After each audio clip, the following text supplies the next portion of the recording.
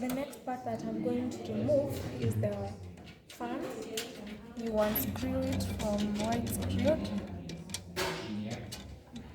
Once you're done, so this is how it looks when. So this is the fan. Once it's powered on, it moves and airs or conditions the inner part of it. And returning it is so simple. You just plug back this cable to where it was. Assembling it back, you put the screw where it was and tighten it, so screw it back. So we have assembled the fan. Then power back its cable. Then